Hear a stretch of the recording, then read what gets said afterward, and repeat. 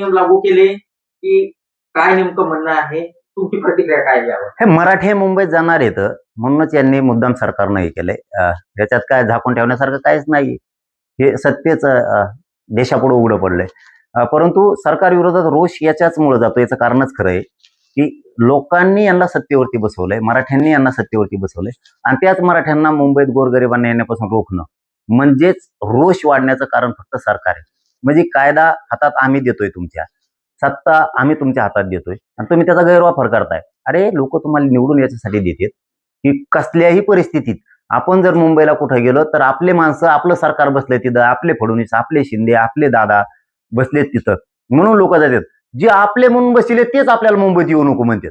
म्हणजे ही खूप मोठी दहशत झाली, ही दादागिरी झाली सरकारची आणि चालत नसती. आम्ही मोजित नसतो आणि आम्ही ऐकत नसतो. कायद्याचा सन्मान करतो का आम्ही? तर हो आम्ही करतोय.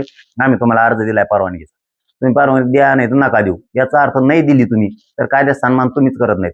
मी जात असतो, ठरलं आमचं मुंबईला यायचं, मी जाणार, रात्रंदिवस बसणार. तुम्ही काय शिजून देणार नाहीत का भाकरी खाऊन देणार नाहीत ते आम्ही बघणार आणि तुम्ही कसे मुंबईत अडवतो ते बी आम्ही बघतो. आता विषय असा आहे की मुंबईतील वाहतुकीत अडथळा नको म्हणून हे नियम लागू केलेले आहे. अडथळा नको तर आमचे प्रश्न सोडवा. तुम्हाला प्रश्न सोडवायचे नाही, सत्तेत मराठ्यांकडून बसवायचं, गोरगरिबांचं वाटोळं पण करायचं आणि अडथळ्यात काय संबंध आहे? मुंबईतल्या बांधवांनी समजून घ्या, आम्ही आमच्यामुळे तुम्हाला त्रास होईल का? तर एखाद दिवस नक्की होईल. आम्हाला 10-15 दिवस सांभाळून घ्या. तुम्ही पण काय तिथं सुखी नाही आहेत, आम्हाला सुख नाही म्हणून आमच्या मागण्यासाठी आमच्या लेकरा बाळात कल्याण व्हावं म्हणून मुंबईत येतोय. जर आमच्यामुळे तुम्हाला 10-15 दिवस त्रास झाला तर होऊ द्या, सहन करा. आम्ही पण तुमचेच आहेत, आम्ही का लोकांचे नाही आहेत.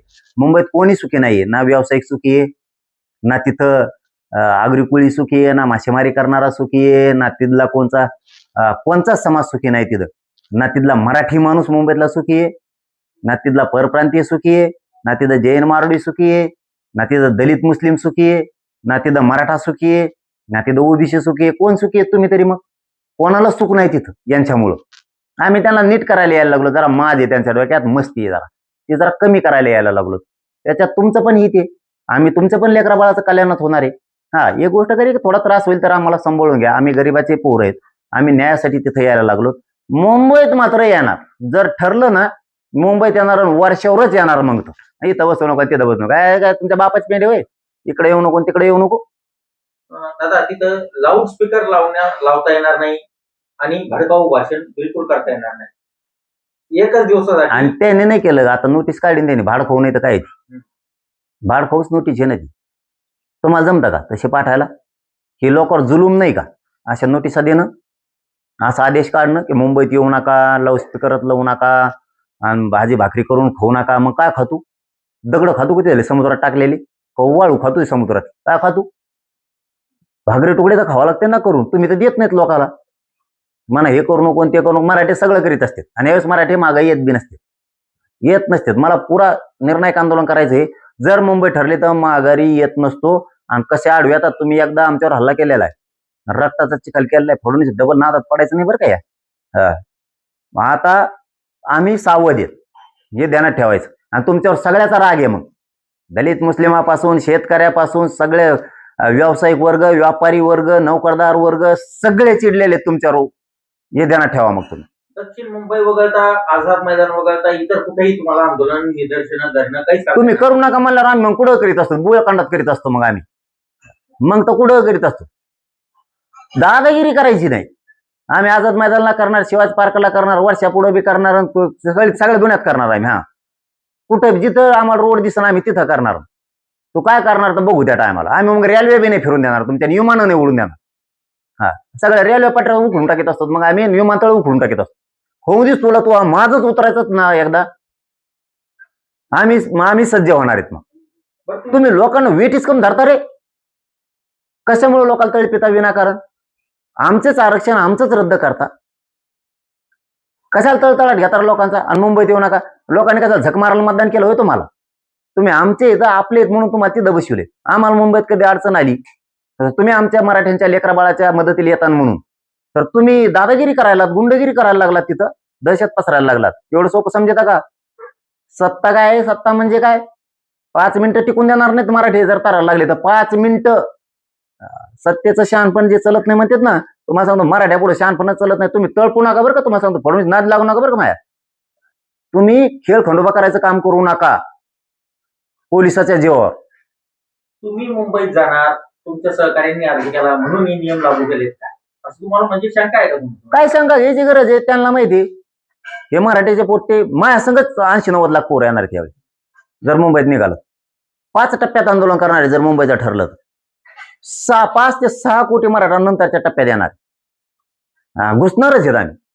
ह्यावेळेस आम्ही 40-45 लाख गाडी घेऊन घुसणार आहेत. आणि आपण आकडा दिला ना तोच असतो पुन्हा.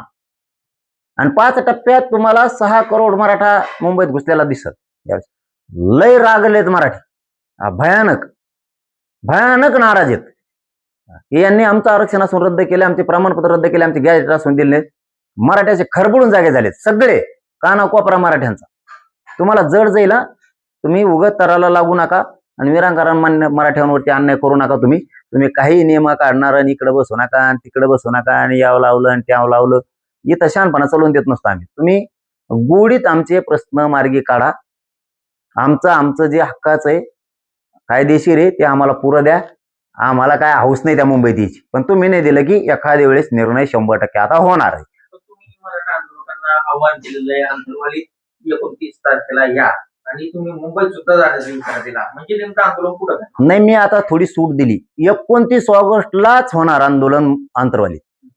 पण मराठ्यांना थोडी सूट दिली. तुम्हाला जशी सवड असेल तशी या. कारण आपल्याला एक मोठी लढाई थोडी लढायची.